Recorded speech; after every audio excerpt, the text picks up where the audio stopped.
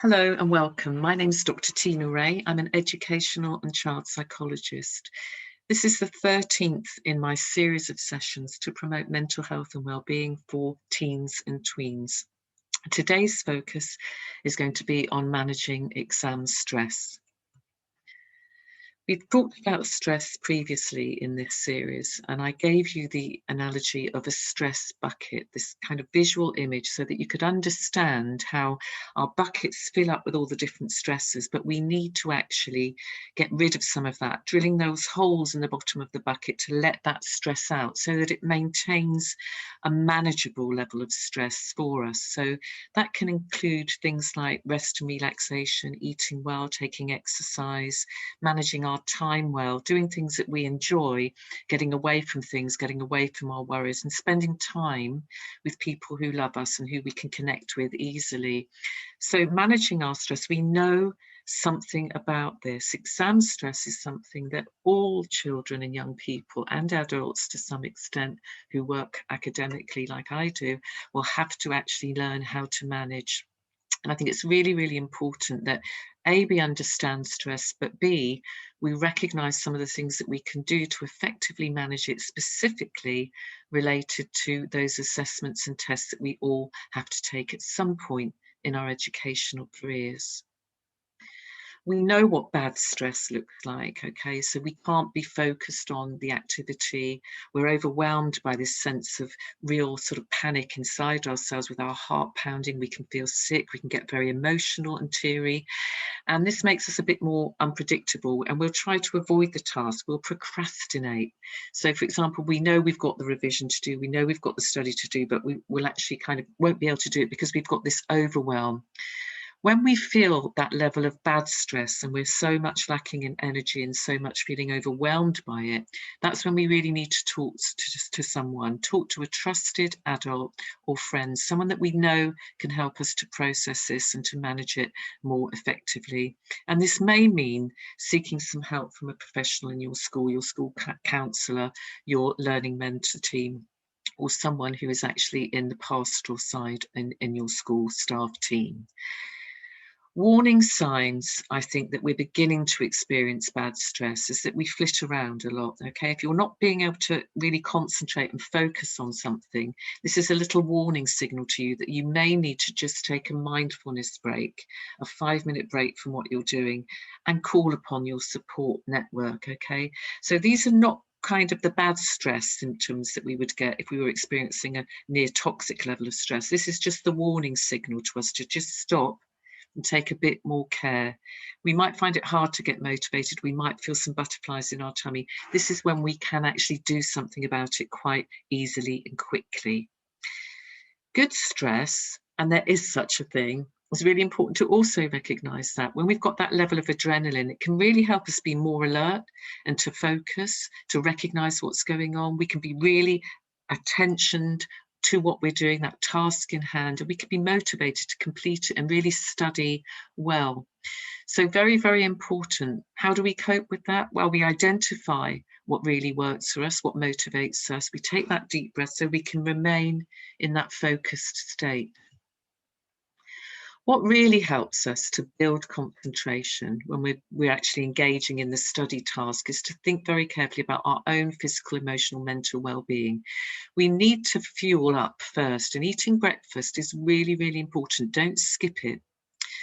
Also, taking exercise breaks throughout the day can really help us to regain our sense of focus and concentration, increase our level of endorphins so that we can come back and we can apply ourselves to the task in hand. And a bit of worry is important. That produces adrenaline, but don't be overwhelmed by it. Build your concentration by talking through your worries with a trusted adult or friend. Acknowledge what you're concerned about, what you're thinking about, and don't suppress them, because that will increase the stress levels and it will really impede your ability. It will stop you being able to focus and concentrate quite as well. Hydration is really important. Drinking water throughout the day when we're studying is, and otherwise every day in my view, is an essential. Drinking enough water helps us to self-regulate, regulates our nervous system. And we know this, the neuroscience has told us this. So very, very important. And also getting outside, key moments during the day, fresh air, being in nature, just so that you can actually come back feeling more energized. If we're studying under pressure, which many of us will be when it comes to exams, we've got to try and regain a sense of real autonomy. We've got to feel, in other words, that we are in control. So being in control means planning, and planning your study schedule very, very carefully, if with support if you need it. But also believing in yourself, knowing what your skills are, knowing what your resources are, and having that just general level of confidence that you can do it, you can succeed. When you're studying under pressure, you need to be able to channel your nerves or stress into that activity, and very often just grounding yourself, taking those few deep breaths, slowing, stopping and pausing before you try and engage in the activity or the assessment task will really help you. Also, keeping focused on the positives. Sometimes when we're anxious and stressed, we don't do that. We look at all the stuff that we haven't done quite as well, whereas I think we need to think, let's just stop and pause and think about what we've already learned, how far we've come. Also, give it your all. If you're actually in that exam situation, it's really, really important. Just give it your all. If you're studying, give it your all. Really remain focused. Then you know that you've done the best that you can do. And that's all we can do. We know there's no such thing as perfection. We can only be as good as we can be, and we can only do our best. But be clear and be decisive. Make those decisions. Get the evidence for the decision you're going to make, but make those decisions to really engage in the study process.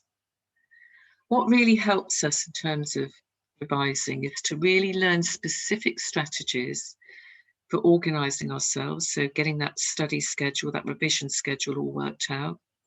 Remembering, so actually putting those facts and the information that we need into our memories so that we can then reproduce those in the exam situation. We need to be able to prioritise what needs to come first, second, third. What is more important? What do I need to study first? What do I need to do less of? What do I really need to know for this assessment? And also how to undertake assessments, how to actually engage in the process, how to really understand what questions in the exam paper are asking you to do.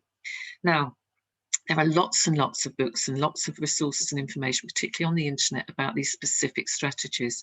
So my strongest advice is really look them up and really take some time to think about them and to make use of them and talk about them with your friends, with your colleagues, with your teachers in your schools, because I think this is really, really important. Many schools will have a study skills curriculum as part of your PSHE curriculum, and that's great.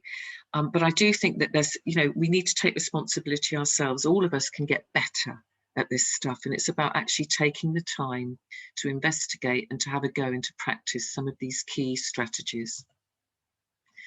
One of the interesting things for me about memory as a psychologist is how very often we don't really practice how to memorize things. Okay, we're not really taught this so much as I think possibly we could be. I just want you to have a little look at this image here now and think about all the things that you can see there. Okay, the eggs, the banana, the pumpkin, the trumpet, the aeroplane, the crown, etc. And if I was to say to you now, just take 1 minute, have a look at that, then turn your face away from the screen and try to remember all of those things. How would you do it? What strategies would you be using in order to remember those visual images? How would you do this? Okay, many of us make the mistake that repeating something works. If we repeat it enough, we will remember it, okay? Now, this is not okay, because actually, this is using our working memory, and this is only good for a few minutes. It's a bit like someone telling me a phone number, and I'll remember it just while I need to for a couple of minutes, but then it's gone. It's out of my working memory, okay? What we can try and do is what we call elaborative encoding, which is really about transforming the information into a memory. So what this does for us is it connects new information to our existing memories, and this enables us to remember that new information. So It's about getting the movement of the list of objects that we saw on the previous slide from our working memory into what we call our long-term memory, so that we can recall it and remember all of those objects. And the way in which I do it is to tell myself a story, okay? So this is what we call elaborative encoding. So I would make a story about why I would pick up the trumpet and blow it, because then the air would actually permeate through to those little eggs and crack them. And that in turn would go all over the maize that is there. And I wouldn't be able to eat it. And I wouldn't be able to put my crown on for the posh dinner that I was going to have that night. Do you see what I'm doing? I'm making up a story. And this is really, really a very useful strategy. Many children and young people use it, as do us adults. And it just helps us to really transform that information that's presented into a memory. So generally, my top tips, it is what works for you. Now, when I say learning style, I don't mean are you kinesthetic or, I'm not talking about that, because we know that actually that's pretty much old hat now. What I'm saying is you need to know how you learn and what works for you, how you remember information, what key tools and strategies you do use on a regular basis in order to actually ensure that you remember what you've got to do, what you've got to actually then regurgitate in that exam system, in that exam situation. I think it's really important that you do that and take some time to do it and share those bits of information with friends, colleagues, and your teachers, so that what you do is you really then feel much more powerful and autonomous when you're trying to revise. Concentrate as well on what you're being asked to do. Don't get distracted from it, and really participate in those lessons. Think of questions to ask, join in the activities and discussions, listen to what's being said. You can learn from other people. What are their top tips? What are they doing? What are they thinking about something? What is their understanding of that particular topic? Develop your memory. Use what works for you. Try mind maps, card games, mnemonics, chunking, spidergrams, all of these different strategies. My tell myself a story is one of those. You may want to use it, you may not. You may find mnemonics, you may find mind mapping much more accessible. It's really about staying in control of your workload as well. You've got to be organised. And if you need support with that, ask for it. Breaking those bigger tasks into smaller achievable targets is always wise, step by step. What's really useful as well is to learn a really key skill here, and this is about how to summarise texts into key points, either in words or diagrams. This is a really good, useful strategy, a bit like having a PowerPoint slide where I've just bullet pointed the main points of what I'm going to be saying to you in each of these sessions. Make those regular work plans with regular, realistic, smart targets. And we talked about smart targets previously. Very, very important. Specific, measurable, accessible, really realistic and time bound, okay? And make sure that you've identified what they are and they are realistic. Talk to someone about it if you're unclear or you're unsure. And overall, look after yourself. Look after yourself and your friends' well-being. Take notice if other people seem to be getting a bit overstressed about the whole process of revising, of taking these exams or these tests. Ultimately, it's about doing what works for you. I think it's really, really important. But one key element here is that all of us, when we're studying and we're revising for exams or tests, we need to get enough sleep. And it's really important. NHS, National Health Service guidelines say that teenagers need about 8 to 9 hours a night. And we know, sadly, that British teenagers particularly are the 6th most sleep deprived children, young people in the world. And this is really important. Sleep, we need sleep because it allows information to be consolidated into our long-term memory.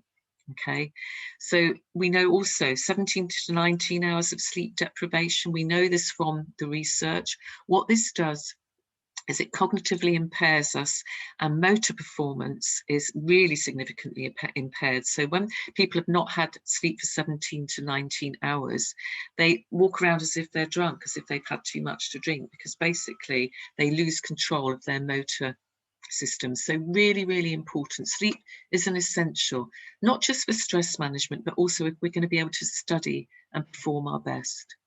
How to get more sleep? Limit your screens in your bedrooms. Really, this is so, so important. Put that phone away at night in another room. Charge it elsewhere. Get enough exercise. Avoid caffeine, particularly before you go to bed, those high energy drinks that are popped full of them. Regulate your diet as well. Don't have a big meal before you go to bed. Try and have that at least 4 or 5 hours earlier. And stick to a very clear routine. And make sure your bedroom is really sleep friendly. So it's cool, it's quiet, it's comfortable, minimum distractions. And talk. If you've got worries before you go to sleep and you're concerned or anxious, just talk them through with a trusted adult or a friend so that you can actually just shelve that for the evening. Go to bed on something that is more positive and moves you away from those stressful thoughts. I also think it's important, and lots of people forget this, is to avoid what I call the weekend jet lag. If you lie in for too long, then you tend to get this feeling of not being focused for the rest of the day. And very often I found that if I lie in for too long, then I would get a headache. So it's really important to keep to a routine. Sleep is key here. So I'm hoping this has been a useful session. There's lots and lots and lots that we can do to improve our study skills, our ability to manage exam stress. And I know that most schools, in fact, all schools that I've worked with, will be doing lots and lots to support their students, their young people with this. But I'm just hoping that this has just flagged up for you some of the key tools and strategies that you might want to include in your toolbox of well-being. It may have also prompted you just to think a bit more about what you might need to do, what you could do a bit more of in order to be able to manage exam stress more effectively. So thank you very, very much for listening to this today. I hope it was useful, and I hope that you'll join me in the next